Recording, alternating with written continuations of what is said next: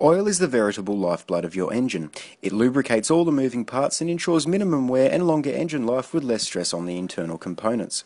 Conversely, neglecting oil changes means your engine will wear out quicker and you're lazy or fucked in the head.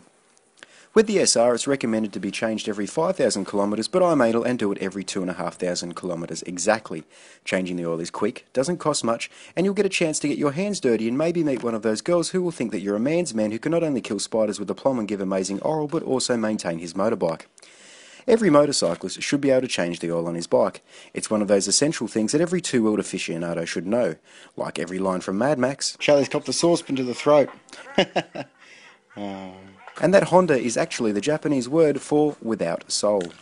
So you'll need some tools, which ones specifically I'll explain along the way if you're nice, some old rags or new rags if you're flippant and rich, 2 and a bit litres of oil and more information on that controversial subject later, something sealable to put the old oil in, a clean drip tray, a funnel for pouring an oil filter, an SR500, and for the benefit of this video and my blood pressure generally, I've got a late model SR400, but the same process will work on a XT500, TT500 and XT400 for both of you who own one of those. And that's pretty much everything you'll need to have a go.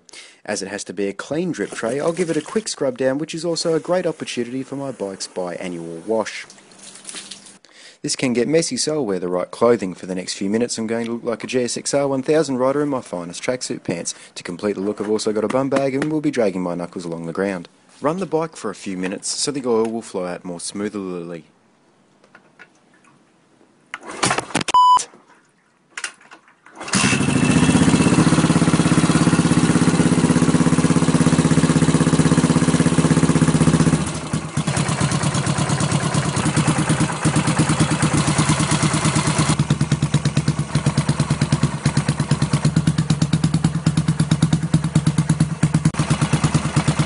There's only 4 places I'll be playing with today. The first is a sump plug underneath. Just near this finned metally thing and this tubey pipey thing, ouch, you'll have the oil filter cover. On the front down tube you'll have another drain bolt, and here at the top is the oil cap. Unscrew this and set the cap aside. Put the drip tray underneath the bike and use a 17mm spanner to unscrew the sump plug bolt. Keep a hold of the bolt as it comes away and sit back and marvel at what the Terminator's ass would look like after he had a huge chicken laksa and red wine bender.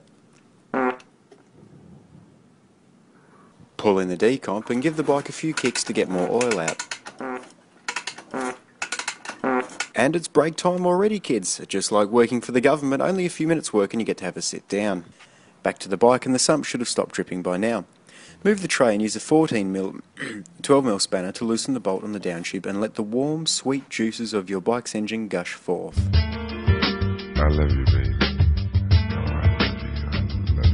Use a 5mm Allen key to loosen the 3 retaining bolts and carefully pull the cover and filter away. Now, if you're a fastidious SR owner, you'll tape a bit of paper or a rag underneath this to stop any oil spillage from marring the immaculate finish of your side cover.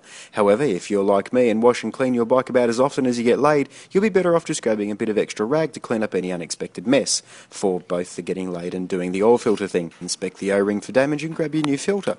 I use these European Corporation oil filters. Just be careful not to put more than 2 European filters in one box, because after a couple of months you'll open it and none will work, they'll have gone broke, and a shitty Turkish made filter will probably have snuck in. Put the oil filter in and tighten it to approximately it's not going to fall out Newton meters of torque, and voila, you've changed an oil filter. Tighten up the down tube drainage bolt. I think there's a crush washer that goes in here, but do as I say and not as I do. And replace the sump plug. As much as people who use torque wrenches all the time shit me up the wall, if you've got the dexterity of a Chinese weightlifter, now might be the time to break out your $400 tool that probably isn't even calibrated correctly and go nuts.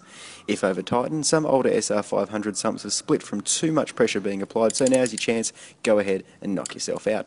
But for the rest of us, tighten it enough so that it won't fall out, and not so much that you'll tear the arse end out of the bike. Now, earlier I was going on about a clean drip tray. It might seem a little redundant, but it's not a bad idea to check what comes out of your bike's bum. Oil can be a good indicator of wear.